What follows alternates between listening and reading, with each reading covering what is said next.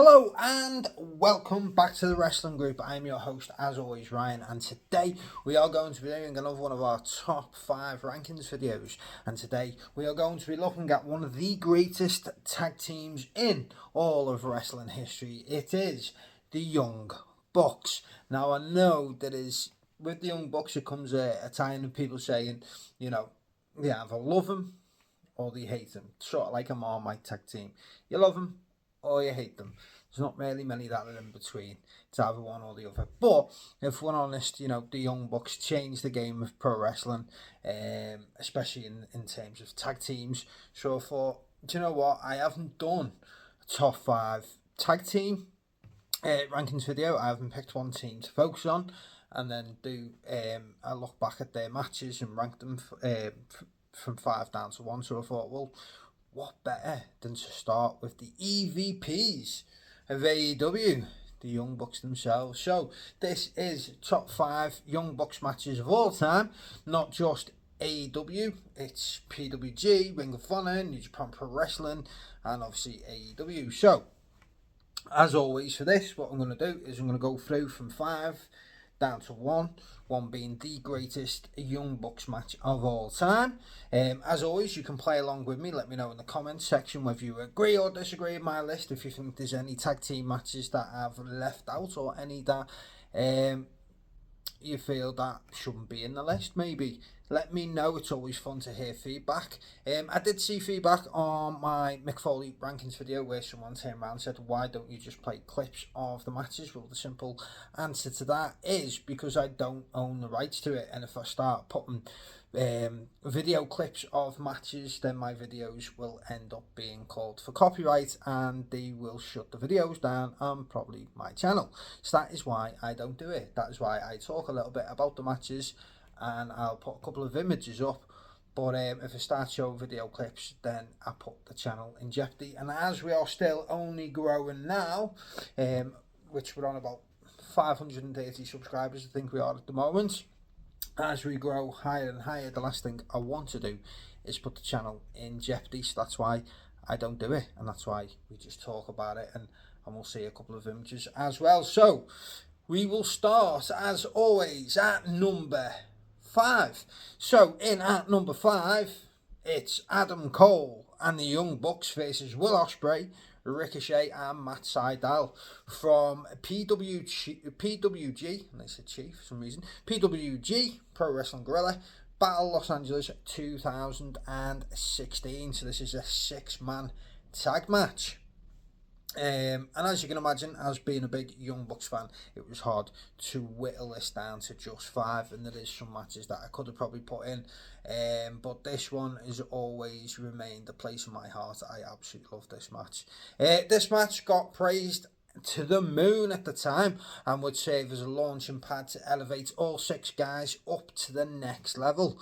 This would be classed as what you would call a spot fest nowadays, and would have guys like Bully Ray and Eric Bischoff crying on their podcasts about it if we seen this in today's AEW, because they don't like these sorts of things. But for me, this is a fantastic match. Funny enough, all 6 of these guys bar Ricochet is actually currently signed with AEW, but way back when they were all deemed they were all working on the indies. This was back when Adam Cole and the Young Bucks were calling themselves the Super Click, as a little hit at the Click from the old WWE days. If you're a fan of High Flyers, then this is definitely a match to check out. If you haven't seen it, you can go and catch it on Daily Motion, and I'm pretty sure it's on YouTube as well. At the finish of this match, Matt counters a head scissors attempt in, moves Ricochet into the Undertaker position, with Nick climbing up the turnbuckle, and as he jumps off, Ospreay is waiting. So as Nick comes off the turnbuckle, Ospreay's in waiting. He springboards off the ropes and catches him with a mid-air Oz cutter, which was a really, really cool, fun spot to see. Ricochet then reverses the tombstone position and holds Matt in the position himself, as Matt Sydal then comes off the top turnbuckle, I can't speak today, hitting a shooting star press version of the Undertaker on mat. Ospreay, Sydal and Ricochet each then hit a shooting star press onto a member of the Super Click and pick up the victory. As I say, there will be people out there, especially if you haven't watched much of the Indies or watched much PWG, that maybe might not have seen this match yet. Like I say, it is actually available to watch online, because obviously, like as always, I go through or watch quite a lot of matches. That's why I don't put out one of these a day, because I do sit there and re-watch the matches. You know, there is some matches that spring to mind straight away as soon as you say certain wrestlers or tag teams. You think straight away of certain matches to pick out anyway. And I always scan through and see lists, because at the end of the day, I can't watch 300 Young Bucks matches. I just don't have the time. As much as I would, I don't have the time. But yeah, this is available online, so if you haven't seen it yet, go and check it out. Especially that spot with Will Ospreay doing the Oz Cutter, and then the shooting star press Undertaker. Both really good spots in that match. And as I say, I won't talk about all the matches throughout, because a lot of these are 30, 40, 50 minute matches. I then don't want to spend the whole time literally dissecting each and every match. But all these matches are available on different platforms for you to go and watch yourself if you haven't seen them yet. So, in at number 4, we have the Young Bucks versus the Golden Lovers, which for those of you who don't know is Kenny Omega and Kota Ibushi. And they faced at Strong Style Evolved in 2018. It doesn't seem that long ago that this match happened, but of course AEW is coming up on 5 years itself, so it does make sense. This was the year before AEW started. How mad's that? This was during the time of the Bullet Club Civil War, which for me, I loved that storyline. I know a lot of people didn't, but I really enjoyed Bullet Club Civil War, when Cody Rhodes was trying to take the leader role for himself from Kenny Omega. After Cody attacked Omega, it was his old tag team partner, Kota Ibushi. Before this, they didn't have that much interactions in regards to teaming for quite a while. He was the one that came out and made the save, which reunited the Golden Lovers, which also had implications to, obviously we had the Bullet Club, and then you had the Elite, which were part of the Bullet Club, and then at one point we got the Golden Elite as well. So the Young Bucks have moved up into the tag division of the heavyweight tag division. So obviously in New Japan Pro Wrestling, you have the junior division, junior heavyweight division, and you have the normal heavyweight division. So obviously they've got the junior heavyweight tag team championships, and then the normal IWGP heavyweight tag team championship. So the Young Bucks for the first time moved up from the junior heavyweight division into the main heavyweight division, which then puts them in direct competition with the newly reformed team of Omega and Ibushi. Cody was also in the ear whispering to the Young Bucks that Omega had no time for them anymore. The result to that was this epic match. This match is 40 minutes of mayhem, but it's a good kind of mayhem. It's fast-paced and full of super kicks and V-triggers, which is what you'd expect from super kicks from the Young Bucks and V-triggers, obviously, from Omega and Ibushi. There's good storytelling in this match too, as on more than one occasion Omega hesitates to hurt his Elite stable members. At the end of the match though, Nick saves Matt from a free count after Omega hits the one-winged angel. So obviously it was an interrupted pinfall, so it's not saying that he kicked out of it, because as we know, Kota Ibushi is the only person in history to have ever kicked out of Kenny Omega's one-winged angel, with obviously, with that obviously being way back when in DDT. Nick then gets in Omega's face and unloads on both Omega and Ibushi before he is hit with a devastating V-trigger and a German suplex from Ibushi. Nick rolls out of the ring, and Omega and Ibushi pull down their knee pads and hit their double team finish of the Golden Trigger on Matt and claim the victory. So the reforming of the Golden Lovers defeat the Young Bucks. So that is in at number 4, and I still can't believe it's mad to think that that match is 6 years ago. Like, Bullet Club Civil War does not feel like it was 6 years ago, but there you have it. So we now come to our top 3. So in at number 3 is the Young Bucks versus the Hardy Boys in a ladder match for the Ring of Honor Tag Team Championships at Supercard of Honor 2017. Now this pitted 2 of my all-time favourite tag teams against each other. I'm a massive fan of the Young Bucks and everything that they've managed to accomplish, considering they've never wrestled as a team in the WWE, and some people see that as the be-all and end-all, but as we know, with some wrestlers, it's not necessarily the case, and the Young Bucks obviously being 2 wrestlers that it's not the case with, and the Hardy Boys have always been my absolute favourite tag team ever in history of wrestling. There's no team that I've enjoyed more than the Hardy Boys. And of course, the ladder match, I absolutely love a ladder match. I love a tag team ladder match, and not a singles ladder match. I love a Money in the Bank ladder match. I just really enjoy ladder matches. So this, for me, was perfect. Obviously, Ring of Honor, I've always been a fan of Ring of Honor, so I was right in watching Ring of Honor way back, it's 7 years ago, in 2017. And obviously, like I say, with both these being 2 of my all-time favourite tag teams, this match definitely had me hyped. You know, we had the Hardy Boys turn up at the end of a Young Bucks match after they successfully defended the tag belts and got them to put the titles on the line against them straight away, and beat them in a quick match-up to take the Ring of Honor Tag Team Championships on their exhibition of gold. You know, this was still the Broken Hardy days. This match is mostly remembered for the fact it was on the pay-per-view as the main event before the Hardys would then return in a ladder match at WrestleMania as a surprise entry the very next night. Due to that fact, most of the big bumps and spots had the Bucks on the receiving end, but that does not take anything away from this match. And to be honest with you, although I do say that, you know, Jeff Hardy did take, I think, at least 2 table spots where he ended up going, he was on the other end of it, so he ended up going through at least 2 tables during this match. But obviously, even that taken into consideration, definitely didn't affect the match and how good it was. Obviously, the Hardy Boys were getting slightly older compared to the Young Bucks, but they changed the style up as well, so they didn't need to perform so many high spots as what they once did.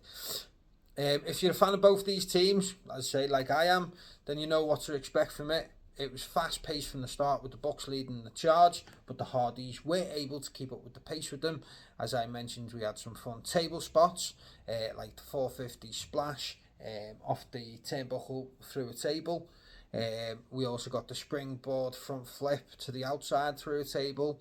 Add to that a few super kicks, a couple of twister fates, and the match definitely had you on the edge of your seat to find out who would win the match and become Ring of Honor Tag Team Champions. Like I say, there was some rumblings online of the fact that the Hardy Boys could well appear as part of the ladder match at WrestleMania, and then a lot of people then started to question that when this match was then announced for the night before in a ladder match. A lot of people did know that the Hardy Boys had come to the end of their Ring of Honor contracts, but the fact that doing a ladder match at the main event of the pay-per-view just the night before had a lot of people then sceptical whether or not the Hardys would actually return at WrestleMania. The Bucks in the end hit stereo super kicks on the Hardys off a ladder and pulled down the belts to once again become the greatest team in Ring of Honor Pro Wrestling and become the tag team champions. Again, like I say, these matches, all 5 matches, are brilliant, and it was hard really to rank them in order, especially with the Hardy Boys being my all-time favourite tag team, and to put them in third makes you wonder, what could I have chosen to go in the top 2 spaces? Well, you're about to find out what number 2 is. And at number 2 we have the Young Bucks versus the Lucha Brothers in a steel cage tag match for the AEW Tag Team Championships at All Out in 2021. Again, like it's mad to think that's this match is 3 years old. Like this is how quick life goes now. Considered not only as one of the best matches in AEW so far, it's also considered as one of the best steel cage matches in history. After Penta and Pac had unsuccessfully challenged the Young Bucks for the AEW Tag Team Championships, Penta again challenged. This time he brought his brother Rey Fenix, and if I remember correctly, at this time the Lucha Brothers were actually undefeated in AEW, as obviously the Lucha Brothers being Pentagon and Fenix. They were undefeated as a team in AEW leading up to this match. I think Fenix got a little injury, and that's why originally Pac was involved, because obviously part of Death Triangle you had Pac, Penta and Fenix. After the Bucks had help in some of their previous matches, this match was then announced it would be a steel cage match, obviously to prevent any interruptions in this one. These two teams have faced together in some capacity over 20 times, and for me this is the best match that they have had against one another. Again, it's another fast-paced match, full of great spots, and at one point we had a thumbtacked sneaker which came into play, and at the end of this match we had Fenix throwing Matt into the cage, climbing up to the very top for an attempt at the stomp package pile driver double team move that they do, where Penta obviously holds them up in the package pile driver position. That's quite a mouthful. And then obviously Fenix jumps down and does the stomp, which then adds to the impact of Penta driving the package pile driver. But Nick then interferes. He climbs up the side of the cage, pretty much like a spider. He goes up quite quick, and he is kicked back down by Fenix before Fenix is on top of the actual cage. He's on the roof on the top of the cage, and he jumps off and does a crossbody onto the Young Bucks, which is a really good spot. I mean, at the end of the day, if you've got people the likes of Lucha Brothers, you've got people like, obviously, like the Young Bucks, even the Hardy Boys and other teams that I've mentioned, you know, those type of tag teams, and then in a steel cage match, you know, someone is coming off the very tippy top. In this case, it was Fenix. Penta then hits a Tiger Driver 98 on Nick, and Fenix holds Matt against the cage as the ref then counts the 3, and new AEW Tag Team Champions, the Lucha Brothers. So that is in at number 2. So as always, I will roll down from 5 down to 2, and then I will give you the greatest Young Bucks match in all of wrestling history. And as always, if you don't agree, you can always let me know in the comments, because it is good to have some discussion with fellow Young Bucks fans, fellow Elite fans, or if you just want to ask me, you know, why I don't play video clips, then just go back to the beginning of this. But I always like feedback anyway. So in at number 5, we had Adam Cole and the Young Bucks, you know, going by the name the Super Click, versus Will Ospreay, Ricochet and Matt Sydal in Pro Wrestling Guerrilla Battle Los Angeles 2016. In at number 4, we have the Young Bucks versus the Golden Lovers, which is Kenny Omega and Kota Ibushi at New Japan Strong Style Evolved in 2018.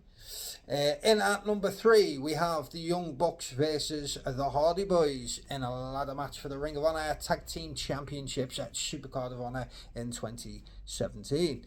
In at number 2, the Young Bucks versus the Lucha Brothers in a Tag Team Steel Cage match for the AEW Tag Team Championships at All Out 2021. So, what could be the greatest Young Bucks match of all time? Well, you're about to find out. In at number 1, we have the Young Bucks versus Kenny Omega and Hangman Adam Page for the AEW Tag Team Championships at Revolution 2020. This is arguably the greatest match in AEW history so far, not just in terms of tag team matches, but in terms of all matches. The team of Kenny Omega and Hangman Page was great.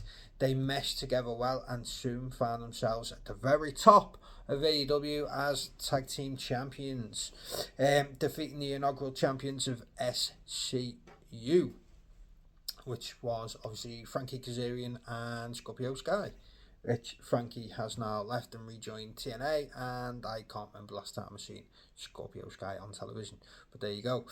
Going into this match, Omega and Hangman had successfully defended the titles against SCU and the Lucha Brothers, while the Young Bucks earned their spot by winning a Battle Royal match.